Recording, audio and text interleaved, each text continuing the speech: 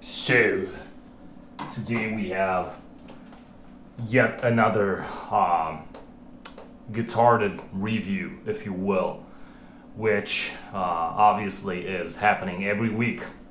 Bullshit.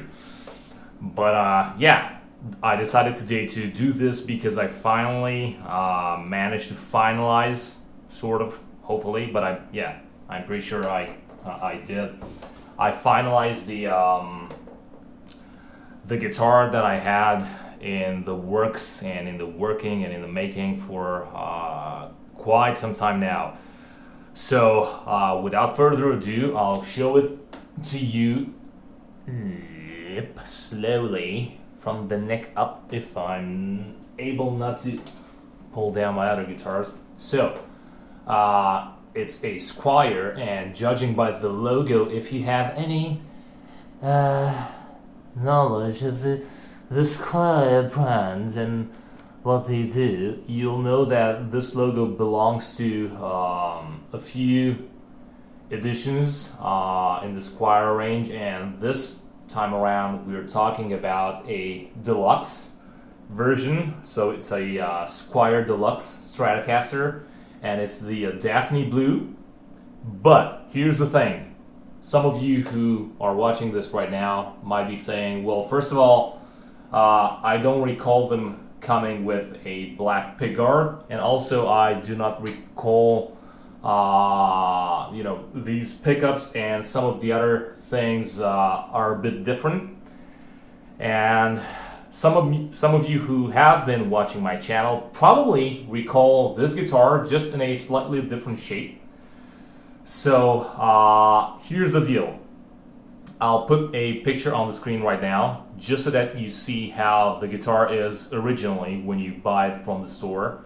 So this is the Squier Deluxe Stratocaster Daphne Blue, and as you can see, it comes with a slightly aged white, ivory, cream, call it whatever. All of these names have different meanings in terms of hue and intensity from one brand to another. But yeah, it's in some pictures it's more obvious. In some of them it's more of a white. But trust me when I say this. Normally, I mean, on this guitar it was pretty. I would say pretty cream. So the idea is that I did not like necessarily the contrast. So usually I just love like a slightly aged pick guard like that. Like an aged white, cream, beige, or ivory, or parchment. Again, all of these names are very similar yet different. And I like that hue on the pick guard when it comes to having a body like this. But here's the deal. I like that combination on the body when the actual fretboard is rosewood. So I kind of like I kind of love that vintage 60s look. I'll be putting a picture right now just so that you see how I prefer it. So having in mind that on this one the neck was already maple, which means it's kind of cream already. I did not like that sort of bland overall tone, so I decided to add quite a bit of a contrast with the black pickguard, and also I kept my old pickups that I kind of did manually. They have a really long story. I bought a lot of shit from AliExpress, and then I decided to make my own hot rails, and I struggled, and all of them are like patched inside and stuff like that, because doing single coils on such a tiny capsule while not actually being single coils but humbuckers because they're dual rails, it's quite a pain in the ass when you don't have the proper tooling available. So as I'm no factory for coil manufacturing, that was quite a challenge. But that's the reason why I like them so much, and why I wanted to keep them. So we have black with black, and we have the rest of the specs are pretty much the same, because here I wanted to have like also standard Fender buttons, knobs. But first of all, because I wanted to have like this black thing going on, I did not want the letters to be with white paint. So I wanted to have like black on black. Excuse the fingerprints in the dirt, but I'm heavily working on it these days. And also, one of my signature things is I like to confuse people with what they do. So in this case, I have 3 tones, but they're actually not tones. All of them are volumes. So they are the volumes for each and every pickup. So it's exactly in the respective position. So it's neck, then it's middle, then it's bridge, and also they are coil split, right? So I have the option of making them humbucker or a single coil. Apart from this, I kept the original bridge, which was like a very nice modern version, like two point tremolo, 2 pivots instead of the actual 6.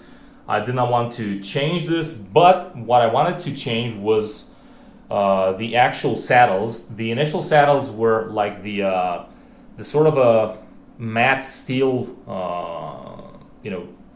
kind of like a sand brushed type of steel, which, don't get me wrong, it was great, but I did not want to have so many things varying in color and whatever, so I decided to take those away and to put some more regular saddles that are matching the look of the base plate, because those ones were a bit darker, a different shade of gray, and it's great on some guitars, but I didn't want to go with that look this time. So I changed that as well. And what else? So I did this. This one I left intact. I completely have new things here. Also here, obviously I wanted to match the whole pickguard look. And here I did nothing to it. Also, the keys are the same, but here's the thing. Initially, it came with the regular, style, the vintage style string trees, retainers, call them whatever. And because of that, and because of the fact that the bridge was, very contemporary, very modern, 2-point, I felt like this is like a weird thing, to have like a modern thing here with the bridge, but to have a vintage thing up on the top. So I just wanted to give the whole the whole tremolo experience. I wanted to give it a bit of a revamp, and I decided to go for roller string trees. It's not focusing well, but I guess you know what I'm talking about, and you've probably seen these things many times now. So it's just roller string trees. What else? So the strap pins, I left them like this. Probably if I'll ever start playing live again, I'll put strap locks, but for now just strap pins will do. And the other thing that I changed was also the trim bar, because I wanted to again have this this modern look altogether, not to have like a hybrid look. So I always feel like trim bars with the tip on, they belong to like the classic era, the vintage era. Therefore, I bought a brand new trim bar that has this nice soft rounded tip, and it's all chrome, so it's super nice and shiny and smooth. And it's just a good experience when you're touching it. I'll stop with those references now. So let me tell you about the actual review. So the guitar itself is amazing. I purely wanted to modify it for cosmetic purposes. The initial pickups are amazing. They are not really Seymour Duncan, they're Duncan design, but who cares? They just sound amazing. Pickguard obviously had no problem. Electronics had absolutely no problem. Nothing had really any problem. This guitar was amazing. And you might have seen it in some of my previous videos where it had a different neck, because for a while I had the Ricci Sambora copy neck that I did, and that one is going to finally go on the body that I wanted to have for a very long time. That's going to be for a separate video. But yeah, here are some screenshots of the guitar before, so you probably recognize it like this, where again it had a different pickguard with the same pickups that it has now, and a lot more things were changed back then. Screws were like mixed and matched, like black screw against chrome pieces, or vice versa. Even the tuners had like the whole thing chrome, but then like a nut or like a washer was black, and I just wanted to have like this weird and interesting contrast theme going on. But now I just reverted to all chrome, and the only thing that's black is the backplate and the pickguard and the pickups with the controls, right? So, and also now we have the slightly contrasting chrome screws. So that being said, everything was amazing. No reason to change anything. You could have played the fuck out of it from the box. Amazing quality, like I'm always expecting from Squier. Despite what people think, I've always been a Squier maniac, even back in the day. Especially back in the day. So it was amazing. It still is. I just wanted to modify it for my own little, quirks with the aesthetics and everything. Don't get me wrong. The fretboard was perfect, and especially the leveling was perfect. The only thing that I wanted to do here was to just slightly touch upon the fret ends, which is not something that was super annoying. It never is, in my opinion. It should never be. I talked about this many times.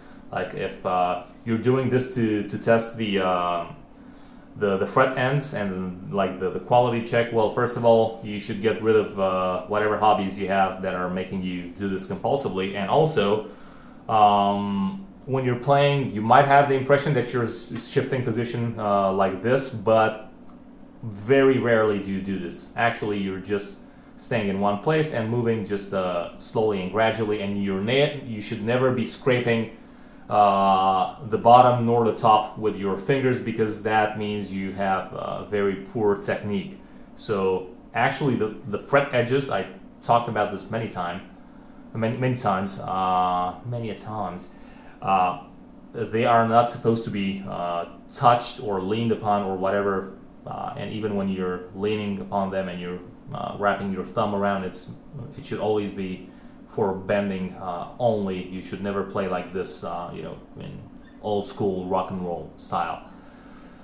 But yeah, that being said, I just wanted to touch a little bit on the fret ends, just to give it like that, high, super high end feel, because everything else about it is already feeling super high end. And yeah, one thing that was a bit weird when it comes to the angles of the fret edges, which I talked about many times in the past in dedicated videos, where I'm telling you why you should have certain angles and why you shouldn't have some other types of angles, and how you should do things properly. And the best thing, in my opinion, is with ball ends. But anyway, I'll just show you a close-up right now on a weird asymmetry that I found on this particular guitar when it comes to the left edge of the fretboard versus the right edge of the fretboard. So yeah, I thought that was interesting, let's say. It doesn't hurt with anything, but it's interesting. So here you go. So this is exactly what I was talking about. As you can see right here, you know, this edge seems to be filed somehow at an almost 90-degree angle, and it's going across the whole fretboard from like the first fret down to the last one. So if I come right here just above it, trying to be as straight as possible, you can see that there's very little slope you know, visible. There's a very small slope visible. That's because it's very steep, and again, that's because it's pretty close to 90-degree to a 90-degree angle. Whereas on this other hand, on this other end of the fretboard, the situation is not really like this. I'd need to kind of do a little bit like this thing versus this thing. So overall, I'll just try to show that there's no lighting trick or anything like that. So right here we have the fret ends filed at what appears to be like you know, a more inclined type of an angle. I'm not sure if you can see, but yeah, it's kind of hard to catch on camera, but the right side versus the left side is not symmetrical. So let me try to capture it here. So this one versus this one. Do you see how weirdly you know, inclined this part is versus this one? Is yeah, I mean, at the same time, I'm looking at the fret ends through the camera and what I'm showing to you guys, and at the same time, I'm looking at it, you know, in reality. Let's call it like that, and it's a lot more drastic in reality. But believe you me, this thing right here is very steep, whereas this thing here has almost like a 1.5 millimeters, you know, going across. So all of this part right here is already lost because it's like going downhill, and your strings, I mean your E string will slip. So this part from here on, it's useless. Whereas here, it's useless only from like here to here. And I'm really trying to use my nail end just so that you can see what I'm talking about. So very little space here for your string to slip, whereas here it's a huge you know, slope, very slowly going down, which unnecessarily shortens the range that you have on your E string. So I hope it's I hope at this angle, yeah, it's visible. So very small, very versus very big, and yeah, that's exactly what I find strange about this one, because yeah, I have never seen a guitar that has this type of asymmetric fret end dressing, filing, call it whatever. It's either, I mean, no matter what the slope is, it's pretty much the same on both sides, but not one like this and the other like that. It's like coming from two different guitars from two different factories, which is yeah, strange. So I'm not going to mess with this one to make it like really big. I'm just going to try to even them out without fucking things up unnecessarily. So yeah, the main concern here is just to to try to make this this end and this end feel a little less scratchy at the touch, because right here, I'm not sure if you can hear it, but yeah, underneath you can kind of go in with your nail and you can feel it. So when you're going like this with your finger, it's yeah, it's scratching. And also the angle here, like going from whoop, you know, horizontally to vertically, it's a very sharp 90-degree angle that I'll just round a little bit, and it's going to be smooth like butter, and that's going to be it. Apart from this, the frets are really leveled, and nothing to comment here. As I said before, Squiers are actually amazing when it comes to this thing, to this type of thing. So yeah, I'll just be correcting the small things that are kind of like my nitpick, and I'll just transform this thing from a great guitar into an amazing guitar that feels like, you know, $5,000 or whatever price you want to consider from the upper range.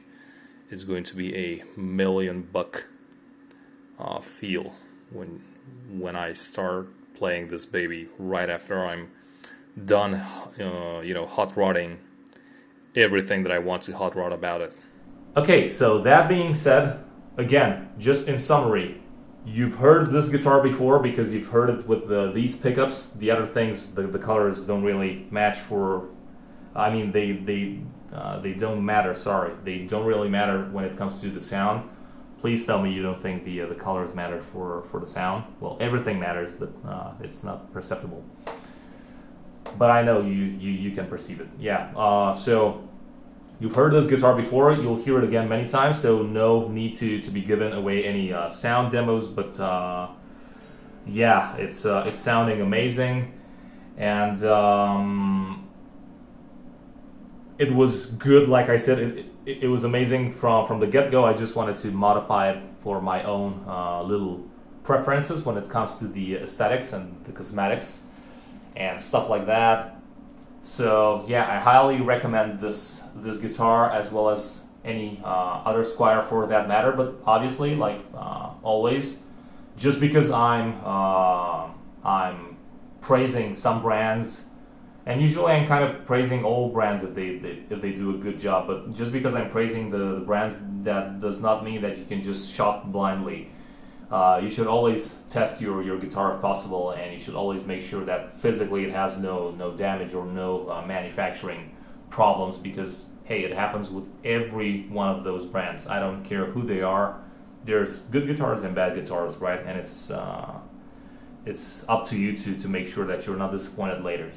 You should avoid as much as possible just ordering online and then making a whole deal out of it when you see it's subpar. I know it's nasty. I know how it feels. I've been there myself. But yeah, try to avoid it so that you can get an amazing guitar just the way you want it. This one for sure was the case, and I bought it already secondhand. Granted, it's not really that played. It just has a few dings here and there, and it has some dirt marks here and here, which means that the previous owner really spent a lot of time just here with open chords. So I'm not sure, probably a beginner, or just probably someone who doesn't really fuss about playing other things, but doesn't matter. Now it's in good hands. Yeah. Until next time, please let me know what you thought about this guitar, and if you like it or not, if you liked it better before, if you like it better now, if you don't like it in either versions, or maybe you liked it in like that intermediate version that I showed you. I don't know, just give me your feedback on what I did here. And yeah, I'm just curious in general to know what preference people do have when it comes to guitar aesthetics and color combinations and matchups, and you know, all of those things. So guys, until next time, thank you so much, and I'm out.